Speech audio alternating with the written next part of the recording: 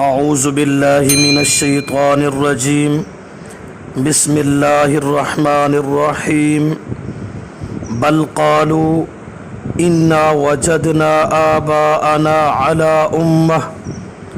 وَإِنَّا عَلَىٰ آثَارِهِمْ مُهْتَدُونَ بل قالوا بل کا معنی بلکہ قالوا کہنے لگے انا بے شک ہم نے وجدنا پایا آباءنا آبا و اجداد بزرگ بڑے نہ اپنے آبا کو پایا علی امتن علی کا معنی پر امت یہاں معنی طریقہ و انا واو اور انا بے شک ہم علی کا معنی پر آثارہم آثار نشانات ہم ان کے مہتدون راہ پکڑے ہوئے ہیں بل قالو بلکہ کہنے لگے انا وجدنا آباءنا بے شک ہم نے پایا اپنے آباء و اجداد کو علی امتن ایک طریقہ پر وَإِنَّا عَلَىٰ آثَارِهِمْ اور بے شک ہم ان کے نشانات پر مہتدون ہدایت پائے ہوئے ہیں۔ جب شرک کرنے والوں سے کہا گیا اللہ کے کیوں شریک بناتے ہو، ان کے پاس نہ کوئی عقلی نہ کوئی نقلی نہ کوئی مشاہدہ تھا، کوئی دلیل نہیں، بس ہمارے باپ دادا کا دین ہے، ہمارے پیر اور رہبر کا دین ہے، جیسا تیسا ہے ہم ان کے نشانات پر چلیں گے۔ نہ یہ سوچا کہ قرآن کا مسئلہ ہے، حدیث کا مسئلہ ہے، بس جو طریقہ جو رسم جو عقیدہ باپ دادا سے ملا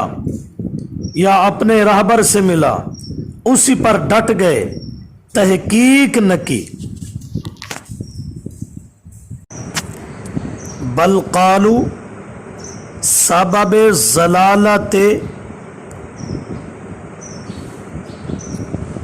اتباع آباء و اجداد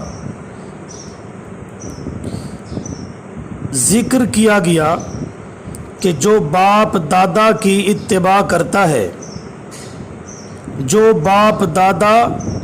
ہدایت پر بھی نہیں ہے، یہ سبب ہے گمراہی کا۔ علی امتن امت طریقہ مذہب، آثارہم ان کے قدموں کے نشانات پر، مہتدون راہ پانے والے ہیں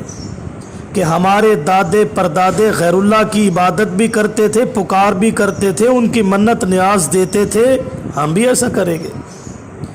وَكَانُوا يَعْبُدُونَ غَيْرَ اللَّهِ عَزَّ جَلَالُهُ وَكَذَلِكَ مَا أَرْسَلْنَا مِن قَبْلِكَ فِي قَرْيَةٍ مِّن نَذِيرٍ إِلَّا قَالَ مُتْرَفُوهَا وَكَذَلِكَ واو کا معنی اور كَذَلِكَ اسی طرح ما نہیں ارسلنا بھیجا ہم نے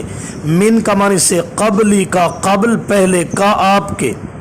اور اسی طرح نہیں بھیجا ہم نے آپ سے پہلے فی قریۃ فی کا معنی میں قریہ بستی،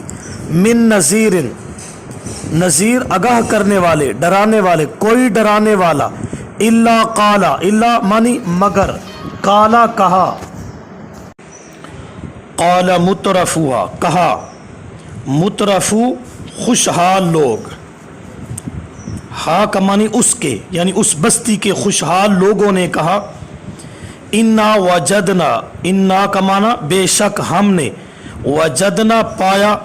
آباءنا اپنے آبا کو، باپ دادا کو، علی امتن ایک طریقہ پر مذہب پر، وَإِنَّا عَلَىٰ آثَارِهِمْ مُقْتَدُونَ اور بے شک ہم ان کے نشانات پر اقتدا کیے ہوئے ہیں۔ اللہ نے فرمایا اگر مکہ کا شرک کرنے والا آدمی کہتا ہے کہ ہم اپنے باپ دادا کے مذہب کو نہیں چھوڑ سکتے، اسی طرح ہر امت میں، ہر پیغمبر کے دور میں بستی کے جو خوشحال لوگ تھے، وڈیرے اور چودھری لوگ تھے، جن کے پاس دنیا زیادہ تھی، وہ بھی اسی طرح اکثریت اسی طرح کہتی رہی کہ ہم پیغمبر کی بات نہیں ماننے کو تیار، ہمیں جو باپ دادوں نے مذہب دیا ہے، ہمارے جو رہبر رہنما ہے، ہم انہی کے مذہب پر چلیں گے، ہم پیغمبر کے مذہب پر نہیں چلیں گے۔ یہ آپ میرے پیغمبر، یہ آپ کے دور کے ایسے لوگ نہیں، ہر پیغمبر کے دور میں اسی طرح کے لوگ موجود تھے۔ وَكَذَلِكَ تخویف